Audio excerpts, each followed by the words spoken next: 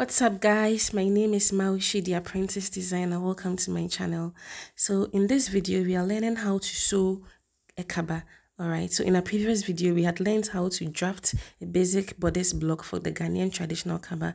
So if you haven't seen that video, be sure to watch it to catch up. Alright, because all the patterns you are using here, we had learned them from our previous video. Let's begin with cutting our front and our back pieces. All right, put your fabric on fold. Now trim off any unnecessary borderline, just as you see me do. Next, lay your pattern on your fabric and hold them with pins, just as you see me do, and then you cut out your pattern, just as you see me do. Do the same thing. Now please, when cutting your front piece, always put your fabric on fold, okay? When cutting your front piece, always remember to do this. Unless you want a zipper at the center front, always remember to put your fabric on fold. This is very important, all right? Now that we are done with our front piece, ensure that you remove all the pins you had put in place before. All right. Once that is done, put away your pattern, and then voila, this is our front piece. See how it is just one single piece and it's not divided at the center front. Now I want to make my neck deeper. All right, so I am going to give it more depth later in this video. Now what we are going to do is we are going to cut our back piece. Now just as we are done for the front, do the same for your back by putting your fabric on fold, laying your pattern on top of it, and then holding it down with pins. All right. Now just in case your fabric isn't enough to cut your back on fold, you can always cut it out separately. All right, because there is a zipper at the back. All right. Now sometimes to your pattern, the pattern designs in your fabric, it won't be possible to put your piece on fold. All right, so you can in those cases also cut it separately. Now here is me separating the back piece into two, because this top will have a zipper at the center back. All right, so this is it. Now, although our back piece has been divided into two, our zipper allowance still remains. All right. At this juncture, it was finally time to add that depth I had talked about to my neck. All right. So I am going to trim off half an inch, all right, off my neck. Now, by trimming that half an inch off my neck, is going to add more depth to my neck depth. So I do that by folding my front piece and then cutting in a narrow way all the way up. Please ensure you don't reduce the neck width. So now that we have our pieces, we are moving on to cutting our lining. So just as we did, put your lining on fold, all right, in such a way that you can make your neck cut out, your armhole cut out, and even your shoulders loop cut out. All right. Good. So make allowance for such. Now our lining, that is the length of your lining, contributes to the length of your kaba. For instance, my kaba was cut at 22 inches. All right. Now I want my kaba when all is done to be at 20 inches. So I will have to ensure that I trim off 1 inch of the lining, just as you see me do. All right. Now separate the lining block into two, just as you see me do. All right. Whenever you are lining any piece of fabric, ensure that you lay your lining over the right side of your fabric and sew with half an inch. Okay. Once that is done, you flip it over and then you top stitch. By top stitching, ensure that you are top stitching into the lining. All right. Just as you see me do. Now, once that is done, you have something looking like this. Okay. So what I've done here is I've secured with pins in preparation for cutout. Now after measuring the length I have now, I have it at 20.5. Okay, that tells you we are close to my desired length. Now the other half will be deducted once I sew the shoulder slope with the remaining ½ inch. All right, so right here we are making our cutout. Do the same thing as you see me do.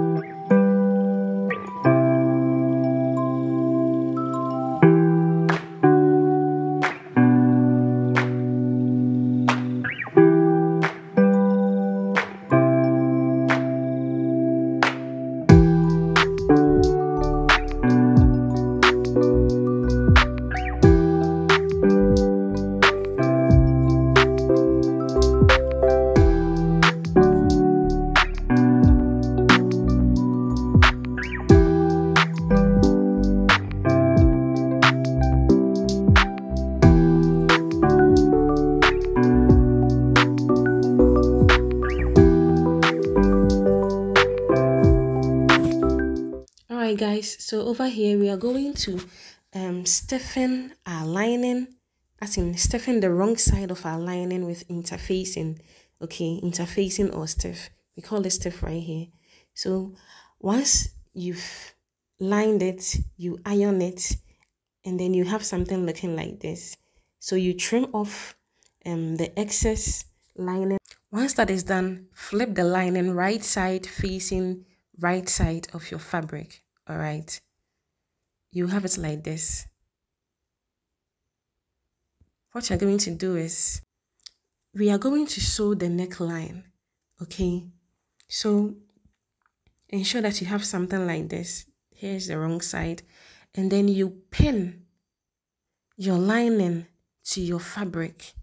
Okay, hold it with pins, especially for a beginner, because you want everything to be in their rightful places. Sew it with ½ inch, and then you sew the zip line.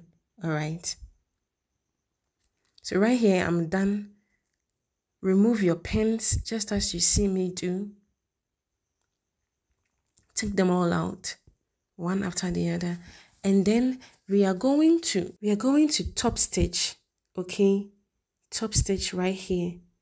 Top stitch the neckline from this side all the way down. But before that, let's snip up our neckline. This is to ensure that everything will lay flat once we are sewing, or once we turn it inside out. All right, so here is me top stitching. Do the same thing for your fabric. And voila, this is us right here. See the neckline. Beautiful. Now here are all our pieces, our front and our back pieces. We're going to iron them. This is us right here. So what you're going to do next is you're going to sew a zip line.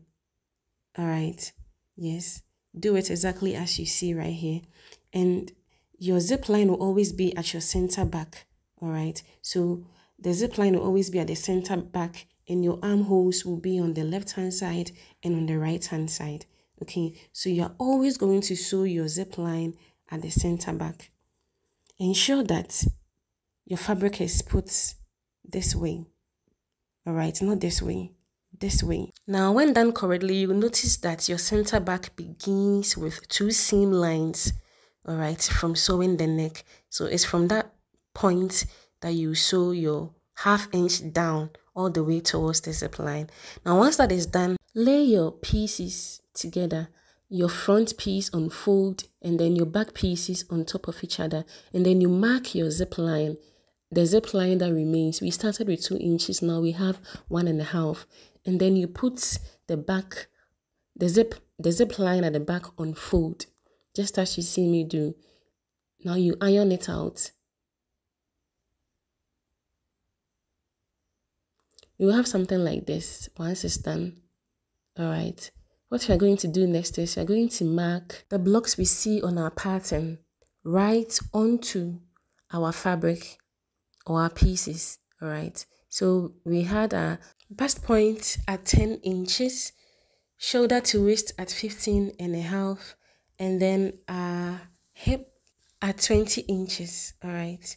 Now remember how we had forgotten to leave 1 inch beneath the bust point line for our dart tip.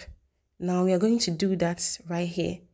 1 inch beneath the bust point line is where our dart tip will sit. All right. So you mark that in.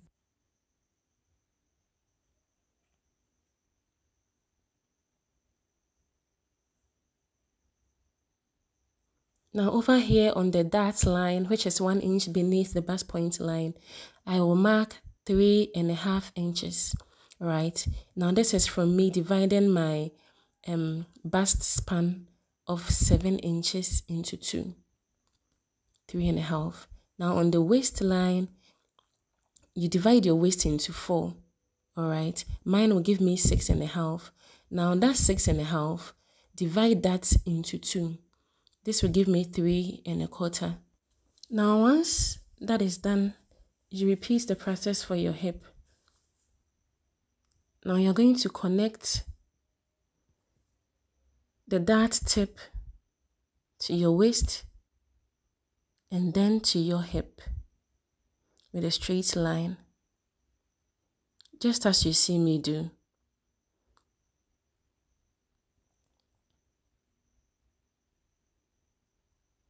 Next, we are going to take in our dart. We always take in our darts at the waist. All right, so 1/2 inch here, 1/2 inch to the other side. Now, if your bust is larger than mine, my bust is 34. Now, if you have a larger bust, you can use you can take in your darts with 1.5, and then you do 0.75 here and then 0.75 there. All right, now we will connect our dart tip to the left hand side and then to the right hand side of the dart we had taken in. Once that is done, you extend it all the way to your hip, just as you see me do.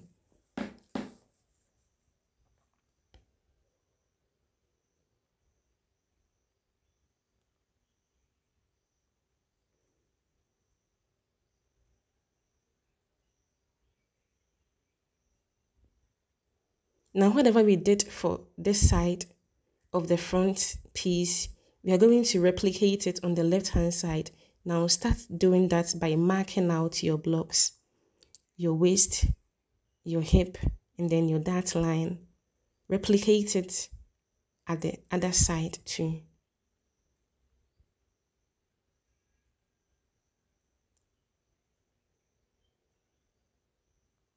Now you can use pens, all right, to ensure that you get the correct positioning on the other side, just as you see me do. And then you just trace it out. It's easier this way, but do whatever works for you. Some will prefer to do it this way. Some will prefer to extend the lines and then mark it all over again. Like I said, whatever works for you. If you have any better way of doing this, you can leave it down there in the comment section below. Share it with the rest of us.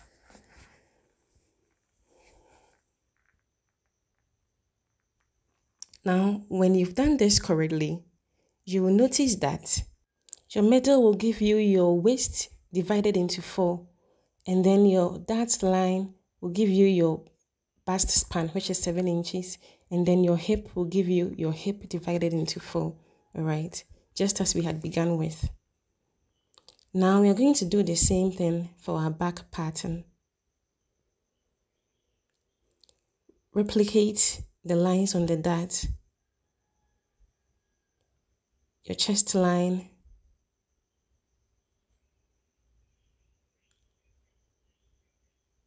the bust point line,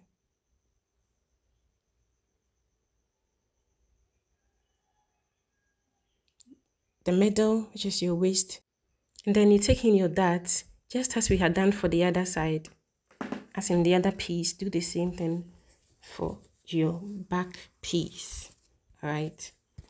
The only difference is now the dart line where the dart tip is will be all the way over to the chest. All right.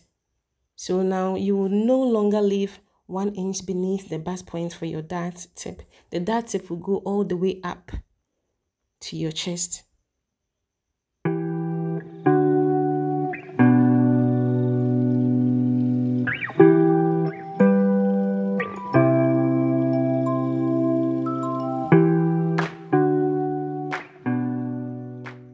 Next, you're going to sew our dart.